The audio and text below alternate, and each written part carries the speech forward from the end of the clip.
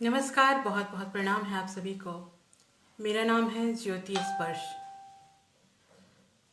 Facebook page नेपथ्य के नायक, इस पर इस वक्त मैं लाइव हूँ और आज स्त्री शिक्षा के अलग को जगाने वाली, उसको इतना समाज में लोगों तक पहुँचाने वाली फातिमा शेख जी की जयंती है 9 जनवरी। आज फातिमा शेख जी की जयंती पूरा देश अपने अपने तरीके से मना रहा है, उनका स्मरण कर रहा है, उन्हें अपने श्रद्धांजलि, उन्हें अपनी श्रद्धा भेंट कर रहा है, उन्हें याद कर रहा है। एक लाइव कार्यक्रम के जरिए नेपथ्य के नायक फेसबुक के पेज पे हम सब भी फातिमा शेख जी को स्मरण कर रहे हैं।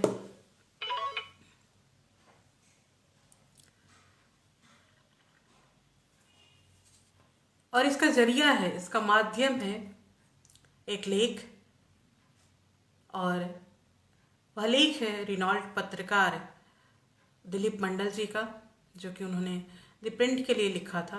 आज मैं इसका वाचन करूंगी। और दिलीप जी के बहुत सारे लेख जो भी वो लिखते हैं, बहुत लोग जुड़े होते हैं उससे, लोग उसको बहुत पसंद करते हैं। हमारे साथी धीरे धीरे हमसे जुड़ते जा रहे हैं। प्रमोद यादव जी जुड़े हैं हमसे। नमस्कार प्रमोद जी, आपका बहुत स्वागत है नेपथ्य के नायक फेसबुक पेज पे। उसके साथ ही गोपेंद्र कुमार सिन्हा गौतम जी हमारे साथ जुड़े हैं। गोपेंद्र जी, आपका बहुत स्वागत। और आज हम, जैसे कि अब हमारे साथ साथी जुड़ते चल रहे हैं, तो एक बार पुनः फिर से बताती हूँ। हालांकि आप सभी पोस्टर जो निर्गत किया गया था उससे बाखूबी परिचित हो चुके होंगे। आज फातिमा शेख जी, आदरणीय फातिमा शेख जी की 9 जनवरी जयंती है और उनको हम स्मरण करने के लिए, उन्हें नमन करने के लिए यहाँ पे एक दूसरे के साथ जुड़े हुए हैं। उन्होंने स्त्री शिक्षा का अलख जगाया था, बहुत शिक्षा के जरिए जो रोशनी फैलाई थी, उसमें उनका नाम सर्वाधिक अग्रिम पंक्तियों में है। प्रमोद यादव जी हमारे साथ जुड़े हैं। प्रमोद जी, बहुत स्वागत, नमस्कार आपको। और इस तरह से हमारे साथी हमारे साथ जुड़ते रहेंगे। और नेपथ्य के नायक इस पेज पे मैं आपके साथ कुछ कुछ दिनों पे ऐसे ही नेपथ्य में चले गए नायकों के बारे में बातें करूंगी। हो सकता है कोई लेख हो या कुछ और, किसी भी और तरह से हम उन्हें याद करेंगे। और इसलिए याद करेंगे ताकि अपने जीवन में, अपने आसपास के लोगों तक वो विचार जो एक सेतु के रूप में हमारे साथ जुड़ा हुआ है, उसको हम दूसरों तक पहुंचाते रहें। उसके जरिए समाज में एक जमीनी बदलाव लाते रहें और उस बदलाव के लिए साथियों को अपने साथ जोड़ते रहें। तो इस सिलसिले की यह पहली कड़ी है। सावित्रीबाई फुले जी, जिनका कि अभी 3 जनवरी को जयंती पूरे देश ने मनाई थी, और पहली महिला शिक्षिका, जैसे कि आप जानते हैं सभी, वो रही हैं। समाज में और भी उत्थान के, लड़कियों के लिए खासकर बहुत कार्य किया उन्होंने। उनके साथ कई लोग सहयोगी रहे हैं। ऐसा नहीं है कि कोई भी काम जैसे कि होता है तमाम लोग उसको साथ मिलके ही करते हैं। तो उसमें फातिमा शेख जी उनके सबसे करीबी थी, और पहली जो गर्ल्स स्कूल पहला रहा है उसकी शिक्षिका रही हैं फातिमा शेख जी, जिनकी कि आज हम जयंती मना रहे हैं। तो साथियों, बहुत आभार के साथ यह लेख मैं अब शुरू करती हूँ।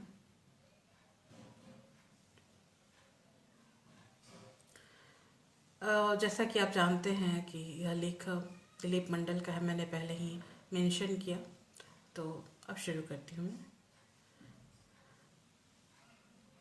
सावित्रीबाई फुले ने महिलाओं के लिए और महिलाओं की शिक्षा के लिए, लड़कियों के और जाति उन्मूलन के लिए बहुत सारे कार्य किए।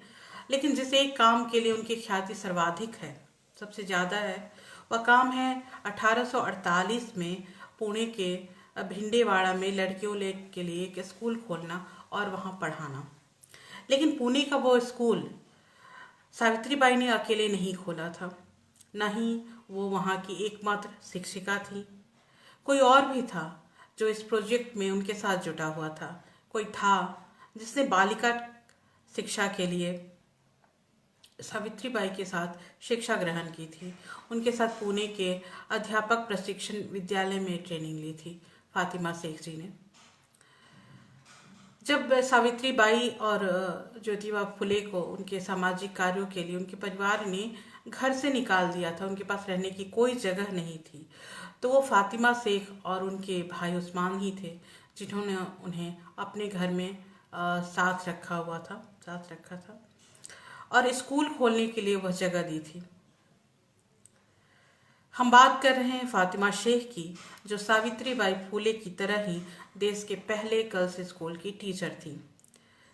फिर ऐसा क्या हुआ कि सारी प्रसिद्धि सावित्रीबाई फुले के हिस्से आई और फातिमा शेख गुमनाम रह गई। ऐसा भी नहीं है कि सावित्रीबाई को प्रसिद्धि कोई आसानी से मिल गई। सावित्रीबाई के साथ भारत के स्थापित इतिहासकारों और स्कूल टेक्स्ट बुक लिखने वालों ने न्याय नहीं किया है। उनका काम लगभग 150 साल तक गुमनामी में पड़ा रहा। महाराष्ट्र के बाहर ये नाम अनजान बना रहा। बाद में सावित्रीबाई का नाम सामने आया। फिर एक सामाजिक और मास कम्युनिकेशन की प्रक्रिया में पिछले 10 साल में ये नाम देश भर में प्रचलित हुआ। इसमें सोशल मीडिया पर दलितों और बहुजनों की उपस्थिति की बहुत बड़ी भूमिका रही है। अब पब्लिक स्फीयर में सावित्रीबाई फुले एक स्थापित नाम है। लेकिन यही सब फातिमा शेख के साथ क्यों नहीं हुआ? फातिमा शेख का काम सावित्रीबाई के बराबर का तो है, कई मायने में ज़्यादा भी है, ज़्यादा साहसिक और ज़्यादा परोपकारी। सावित्रीबाई उस धर्म के आडंबर और भेदभाव से लड़ रही थी जो उनके परिवार का धर्म था। फातिमा शेख के लिए ऐसी कोई समस्या नहीं थी। मुस्लिम लड़कियां भी मदरसे जाती थीं। दलित लड़कियों को अपने स्कूल में लाना और उन्हें पढ़ाना सावित्रीबाई का स्वाभाविक प्रोजेक्ट था। लेकिन समाज के प्रभुत्व वर्ग को नाराज करके फातिमा शेख ने इससे जुड़ना क्यों उचित समझा होगा? फातिमा शेख के बारे में हम बहुत कम जानते हैं और इसका कारण ये है कि मुस्लिम लड़कियों को आधुनिक शिक्षा से जोड़ने के उनके प्रयासों के बारे में चर्चा तो होती है, लेकिन बहुत कम। वे मुस्लिम मोहल्लों में जाती थी और परिवारों को स्त्री शिक्षा के बारे में बताती थी। फातिमा शेख के बारे में जानकारी का स्रोत सावित्रीबाई द्वारा पति ज्योतिबा फुले को लिखे हुए पत्र हैं। उन्हें एक साथ हिंदुओं और मुसलमानों के विरोध का सामना करना पड़ा। महाराष्ट्र सरकार ने उर्दू टेक्स्ट बुक बाल भारती में फातिमा शेख के योगदान का जिक्र किया है। सवाल उठता है कि फातिमा शेख के हिस्से इतनी गुमनामी क्यों आई? इसकी 3 व्याख्या हो सकती है। एक, फातिमा शेख का कोई लेखन कार्य ज्ञात नहीं है, इसलिए फातिमा शेख या उनके विचारों के बारे में हम कम जानते हैं। सावित्रीबाई अपना काम करने के साथ लगातार लिख रही थी। यह लेखन कविता से लेकर गद्य और पत्र यानी कई विधाओं में था। इसलिए सावित्रीबाई के बारे में बात करना आसान है, उन पर शोध करना मुमकिन है। इस लेखन में उनके विचार सावित्रीबाई के विचार ही नहीं थे, मात्र जीवन और संघर्ष भी झलकता है। इस वजह से हम सब सावित्रीबाई के व्यक्तित्व के बारे में एक मानसिक रेखा चित्र बना सकते हैं कि वे कैसी होंगी, क्या करती होंगी। फातिमा शेख के मामले में ऐसा नहीं है। सावित्रीबाई के साथ ये संजोग भी था कि उनके पति ज्योतिबा फुले अपने दौर के सबसे प्रखर चिंतक और सामाजिक परिवर्तन के अग्रणी थे। वे खुद भी लेखक थे। ऐसा नहीं है कि सावित्रीबाई का काम पूरी तरह से ज्योतिबा फुले पर निर्भर था, लेकिन उनकी भूमिका के दस्तावेजीकरण में ज्योतिबा फुले का भी योगदान है। फातिमा शेख के बारे में हम नहीं जानते कि उनका विवाह हुआ था या नहीं। उनके भाई उस्मान शेख ने फूले दंपति के काम में महत्वपूर्ण भूमिका निभाई और विरोध के बावजूद उन्हें स्कूल खोलने के लिए मकान दिया। लेकिन उस्मान शेख के बारे में भी जानकारियों का बेहद अभाव है। दूसरा कि सावित्रीबाई फूले और ज्योतिबा फूले का काम महाराष्ट्र के समाज परिवर्तन आंदोलन के एजेंडे में बिल्कुल उपयुक्त साबित हुआ। इस वजह से जाति उन्मूलन के लिए काम करने वालों ने और जाति विरोधी समाज सुधारकों ने फूले दंपति के विचारों और उनको भी अपना लिया। बाबा साहेब अम्बेडकर ने महात्मा फूले को बुद्ध और कबीर के अलावा अपना तीसरा गुरु मानते हुए अपनी किताब शूद्र कौन थे उन्हें समर्पित की है।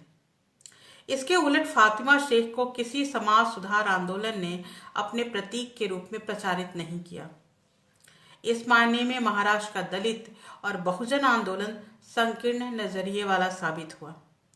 दलित आंदोलन ने पिछड़ी जातियों के नायक और नायिकाओं को तो अपनाया, लेकिन मुस्लिम नायिका फातिमा शेख को पर्याप्त महत्व नहीं दिया।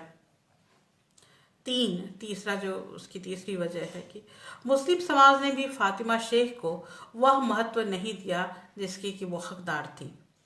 मुसलमान एलीट में आम मुसलमान लड़कियों के शिक्षा आंदोलन को लेकर पर्याप्त उत्साह नहीं था। परंपरागत मदरसों में लड़कियां पहले भी जाती थी। फातिमा शेख अगर दलित और बाकी हिंदू लड़कियों को पढ़ा रही थी तो इसे लेकर उत्साहित होने का मुसलमानों के लिए कोई सीधा कारण नहीं था। फातिमा शेख और सावित्री बाई ने 1848 में लड़कियों का स्कूल खोला था। उसके 27 साल बाद 1875 में सर सैयद अहमद खान ने मोहम्मद एंग्लो ओरिएंटल कॉलेज खोला, जिसकी बुनियाद पर आज का अलीगढ़ मुस्लिम यूनिवर्सिटी की स्थापना हुई।